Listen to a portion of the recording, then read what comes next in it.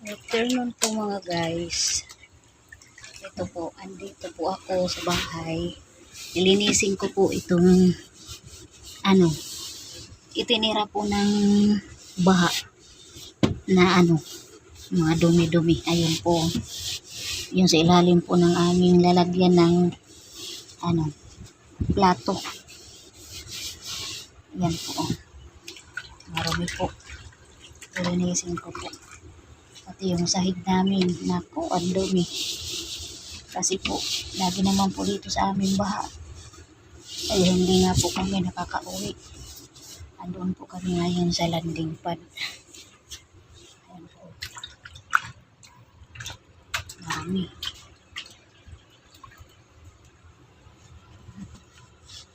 Nilinisin ko po ito. Pati yung dingding. Sayang yung bahay ko. Yan po. Hanggang dyan ang tubig. Mula sa sahig. Yan po ang sahig. Yan. Dyan yung tubig. Oh, ang hirap dito sa lugar na to.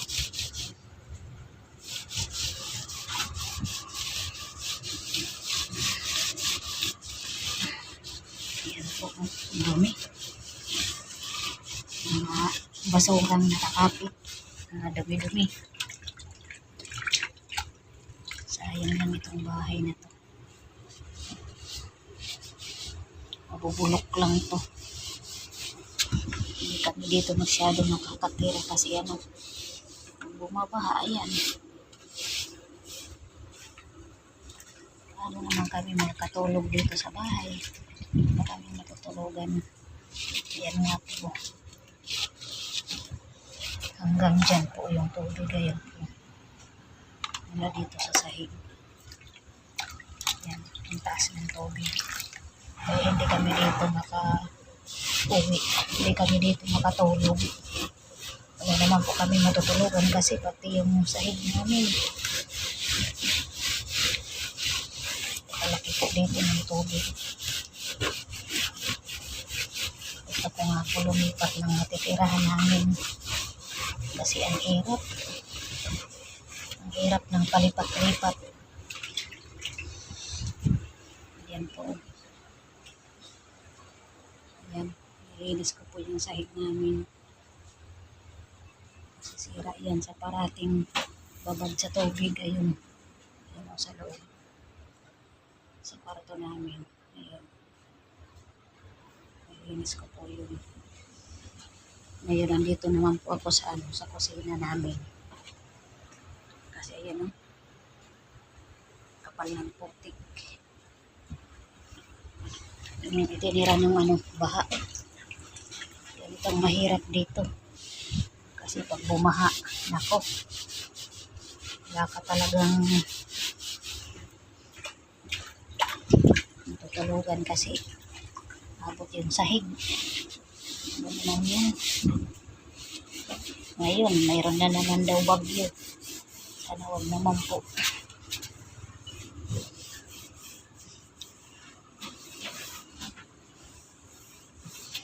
Sana hindi naman po yung pumunta dito kasi ayun ko. Hirap na naman. Nilinis ko pa nga lang to nung nakaraang baha. Nilinis ko kasi sabi ko pag natuyo na, uwi na kami kasi nakakahiya doon sa landing pad. Nakakahiya doon kay Ambassador Joey the Great. Baka sabihin na ano ba naman to sa atin pa, walang katapusan yung hingi ng tulong sa akin.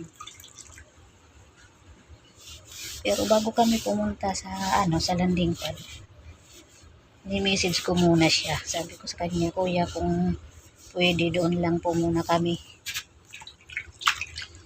Kasi wala nga po kami matutulugan. Wala kami matutulugan. Parati naman po abot yung sahig namin. Sayang nga yung bahay namin. Mabubulok to. Sira talaga ang bahay lalo na walang nakatira. Ayan, ayan po yung mga gamit namin. Itinaas ko na. Itinaas ko yun ng una kasi ano, baka abutin pa ng baha. Ayun. Ilagay ko sa itaas sa amin pong ano, lababo. Nilinis ko na ito noon. Lilinisin ko na ulit. Hirap. Sa ngayon po maaraw dito pero mahangin. Lakas ng hangin. Kasi ayun nga po, meron na naman daw ano, low pressure. Sabi ko, ano ba yan? Linis ako ng linis ng bahay. Hirap kasi hindi kami nakauwi. Ganito parati naman baha. Ako kami matutulugan. Sayang itong bahay.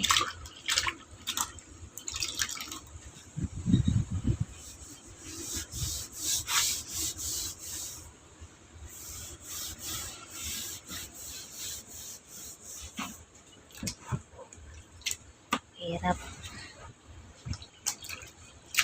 Nahihirapan ako kasi siyempre hindi naman pwede na hindi ka doon gumastos.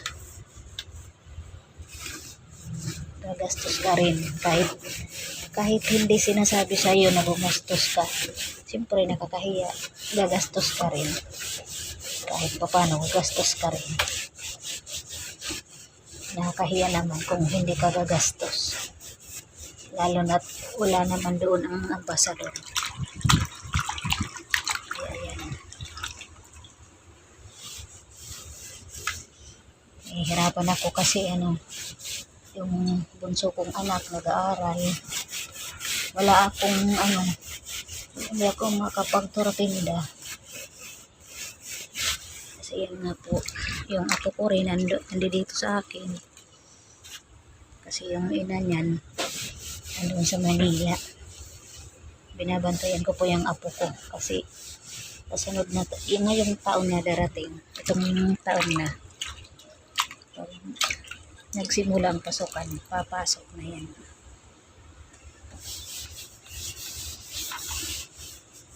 Papasok siya ng ano, daycare. Wala namang po magbabantay kasi babantayan pa yan. Kaya yan, hindi ako makapagtinda-tinda. Sayang. Wala nga pong kita. Ang hirap dito. Tapos hindi pa kami makauwi. Hindi maayos-ayos yung bahay namin. Sayang. Kaya sana intindihan niyo po ang kalagayan namin.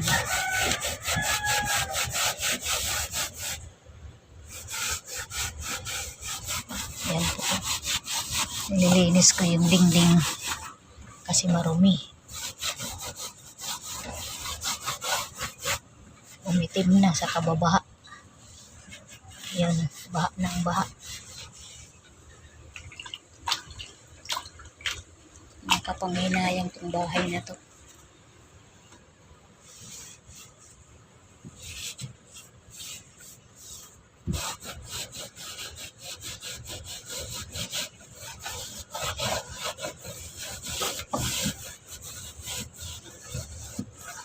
Kaya sana maintindihan po ninyo ako.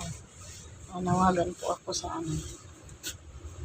sa mga sponsors po na tumulong sa akin sa pag-renovate nitong bahay, ng mga sponsors po na gumastos.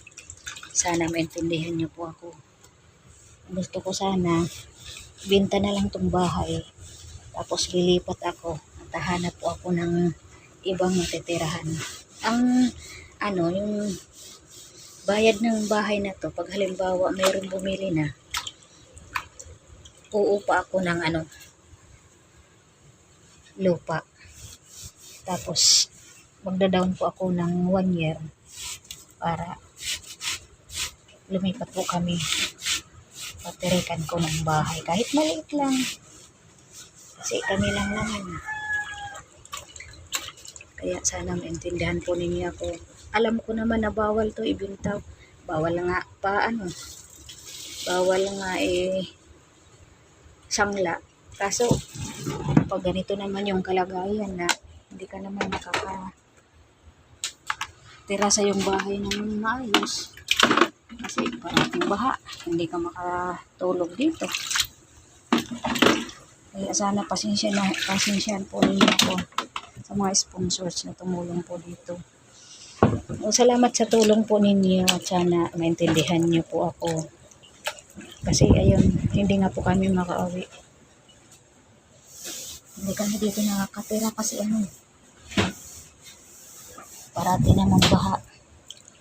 Sana maintindihan niyo po ako.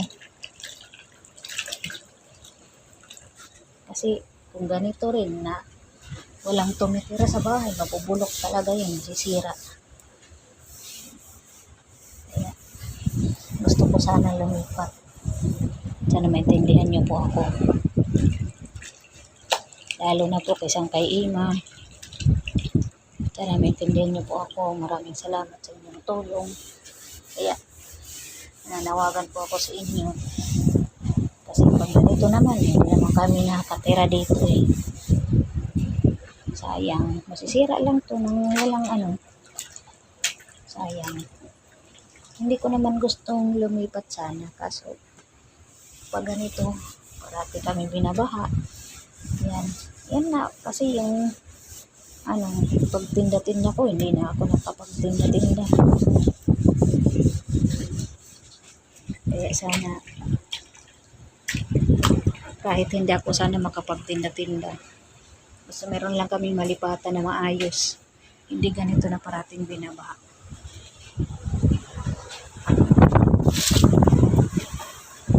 Yan lang po mga guys. Maraming salamat po sa inyo. Sana maintindihan niyo po ako.